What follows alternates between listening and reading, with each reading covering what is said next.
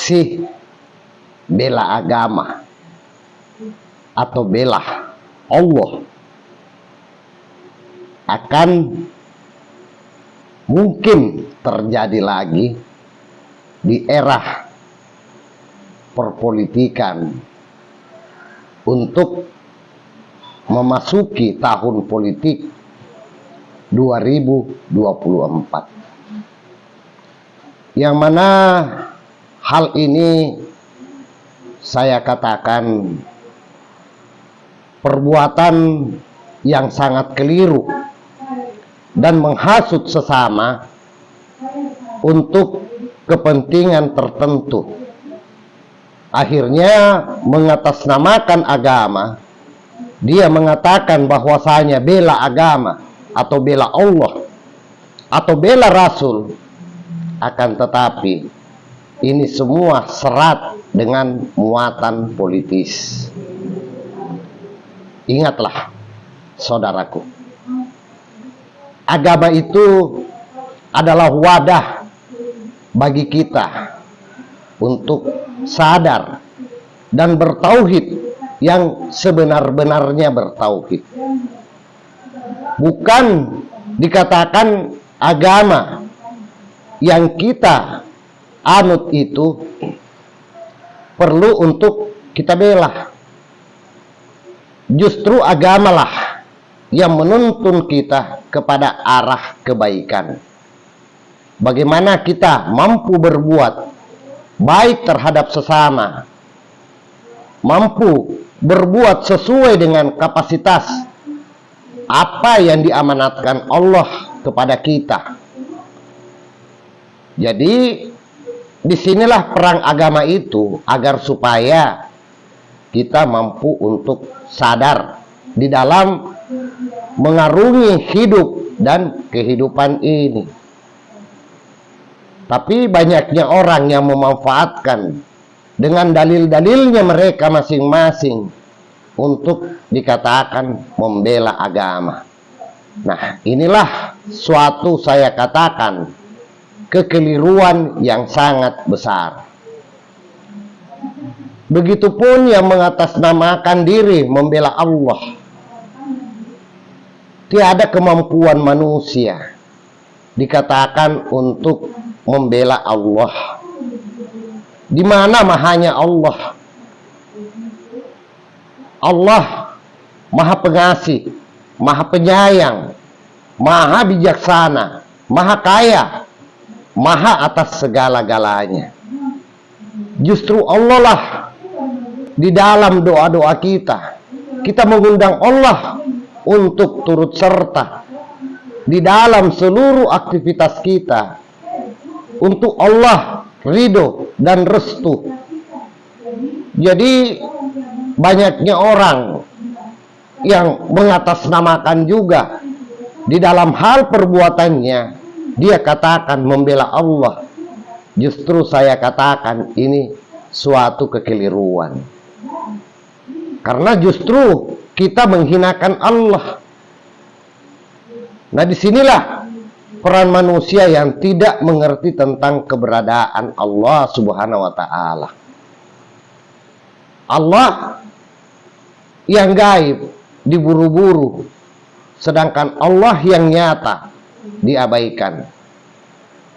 Sebagaimana diriwayatkan di dalam Al-Quran, waktu ditegur Nabi Musa, dia katakan kepada Nabi Musa, "Kau begitu memburuku Musa. Akan tetapi, dikala saya sakit, kau tidak menjengukku." Akhirnya Nabi Musa kaget dan dia berkata, "Kapan kamu sakit ya Allah?" Maka Allah katakan, "Waktu tetanggamu sakit, kamu tidak berkunjung kepadanya." Nah, disinilah bagaimana mengkaji dan mencerna bagaimana terhadap Allah yang hidup, karena kita berhidup dari ruhnya Allah, bukan ruh kita. Karena Allah katakan, "Kutiupkan ruhku." Jadi setiap insan manusia yang terlahir ke muka bumi, semua ada Allah di dalamnya. itu adalah Allah yang nyata. Kenapa yang gaib kita berburu terus, sedangkan yang nyata kita malah menghina, menistakan dia dengan dalih untuk dikatakan membela agama. Jadi sadarlah bagaimana kita memperlakukan Allah di dalam kehidupan ini. Kita mampu untuk dikatakan bertobat, karena banyak artian daripada tobat ini yang saya katakan orang tidak mengerti tentang tobat. Dia berkunjung kepada para pemuka agama untuk dia dikatakan bertobatan nasuha, tapi pola tobatnya ini saya katakan tidak masuk akal. Dikarenakan tobat yang dia lakukan adalah disuruh untuk sholat tobat, disuruh untuk berzikir, disuruh untuk banyak beristighfar. Akan tetapi saya katakan pola tersebut bukan tobat yang sebenarnya. Karena disuruh untuk melakukan sesuatu yang mana dia mampu mereka-reka sendiri bahwasanya apa yang dia lakukan itu adalah suatu cara, metode untuk bagaimana dia sebenar-benarnya untuk bertobat.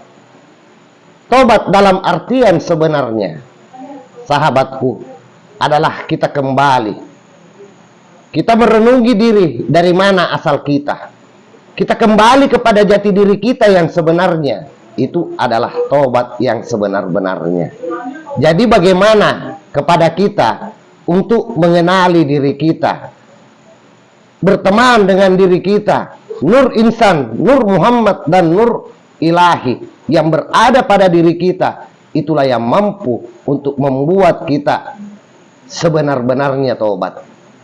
Dengan tobatan itu, dengan kita mengenali diri kita yang sebenarnya, maka kita tidak mampu untuk berbuat jolim kepada sesama manusia, kepada Allah yang hidup. Nah, mana seluruh manusia yang bernafas, yang ada di muka bumi ini, siapapun dia, ada Allah bersemayam di dalam tubuhnya. Jadi hati-hati di dalam hal berbuat, dalam hal berbicara dan bertingkah laku yang bisa menyakiti hati sesama. Berkaitan dengan tema bagaimana membela agama dengan kita mendiskreditkan seseorang, saya katakan itu sudah jauh daripada ruhnya agama itu sendiri. Bagaimana kita di dalam hal berbuat dikatakan membela Allah, sedangkan Allah yang maha pengasih, yang maha penyayang kepada seluruh hamba-hambanya, berarti kita jangan mau berbuat sesuai dengan kehendak kita. Kenalilah Asmaul Husna. Bagaimana mengenali sifat-sifat Allah yang kita harus terapkan di muka bumi ini. Itulah dikatakan kita betul-betul berbuat berdasarkan atas kehendak Allah, bukan kehendak kita. Tapi di zaman sekarang banyak orang yang berbuat sesuai dengan keinginannya, berbuat bagaimana menjadikan produk-produk agama untuk dijadikan sebagai modal politik untuk mengadu domba terhadap sesama manusia. Ingatlah, sekecil dosa apapun yang kita perbuat, kita harus pertanggungjawabkan kelak. Dan ingat juga tentang dosa yang sangat besar adalah dosa syirik. Yang mana saya katakan, di dalam hal tobatmu, kamu tidak mengerti dan tidak mau mengenal Allah, itulah dosa syirik yang sangat terbesar bagi kita. Dan dosa-dosa lain yang saya katakan tadi, kita harus pertanggungjawabkan. Allah maha penyayang, maha pemaaf, dan maha segala-galanya. Maka dosa-dosa tersebut mudah diampuni oleh Allah sepanjang kita tidak melakukan dosa syirik. Dan inilah satu dosa yang sangat besar dan tidak akan diampunkan oleh Allah, adalah dosa syirik. Yang mana banyak orang yang memakai metode tentang kesyirikan itu, memperduakan Allah dengan metode-metode dari dia sendiri. Dia katakan orang berkunjung datang ke pohon itu adalah syirik. Itu belum tentu syiriknya, karena yang menentukan syiriknya adalah Allah. Dan orang juga yang datang berkunjung ke tempat tersebut belum tentu dia katakan bahwasanya pohon itu adalah Allah. Dia katakan dia berkunjung ke tempat tersebut adalah adanya nasar bagi dia untuk sesuatu yang apa yang dia nasarkan. Dia katakan begitu terjadi dia berkunjung cuma nasar semata. Jadi itu belum tentu bisa dikatakan masuk dalam kategori menduakan Tuhan. Karena yang nyata yang dikatakan, yang saya maksud tentang menduakan Tuhan, mereka yang tidak mengenali diri mereka yang sebenarnya. Karena begitu menari takbiratul ihram, dia tidak mampu dia katakan mengingat Allah yang sebenar-benarnya. Nah, inilah pola pengingatan dalam Al-Quran, karena Allah sendiri yang berkata, dirikan sholat untuk mengingatku, bukan untuk menyembahku. Jadi berhati-hati kawan tentang syirik yang sebenar-benarnya. Yang dimaksud dengan syirik di sini adalah kita diwajibkan untuk awwaluddin ma'rifatullah, bagaimana mengenal Allah yang sebenar-benarnya Allah. Bukan dikatakan dengan menyebutnya saja kita sudah dikatakan mengenal. Jadi disinilah berkaitan dengan tema bagaimana membela agama atau membela Allah. Saya katakan suatu kekeliruan, hasutan dari mereka yang lain untuk membuat satu keonaran dengan berdalih agama. Jadi hati-hati di dalam hal bertindak. Jangan sampai kita keliru, akhirnya kita menyesal nantinya.